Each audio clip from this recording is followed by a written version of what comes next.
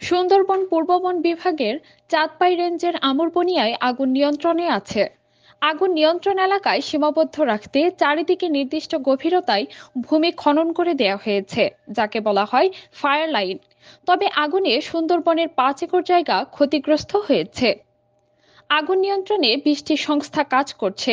সুন্দরবনের কি পরিমাণ ক্ষতি হয়েছে তা এখনই বলা যাচ্ছে না। ক্ষতির পরিমাণ নিরূপণে কাজ করা হচ্ছে। আগুনে কারো সম্পৃক্ত আছে কিনা সে বিষয়টি খতিয়ে দেখা হচ্ছে। আগুনে ক্ষতির পরিমাণ নির্ধারণ ও ভবিষ্যতে আগুনের প্রয়োজনীয় ব্যবস্থা গ্রহণের জন্য 7 সদস্যের তদন্ত কমিটি গঠন করা হয়েছে বলে জানান তিনি। আগুন লাগা বনের এই স্থানটিতে প্রাকৃতিকভাবে পরিবর্তন এসেছে। সে কারণে জীববৈচিত্র্যের কী ধরনের ক্ষতি হয়েছে সেই বিষয় নির্ধারণ, ভবিষ্যৎ পরিকল্পনা গ্রহণ ও বাস্তবায়নের কাজ করবে তদন্ত কমিটি। এ তদন্ত কমিটিতে বিশ্ববিদ্যালয় শিক্ষক সহ গবেষকরা থাকবেন। আগুন নিয়ন্ত্রণে থাকলেও আগামী কয়েকদিন এখানে অগ্নি নির্বাপন সংশ্লিষ্ট কার্যক্রম চলমান রাখা হবে।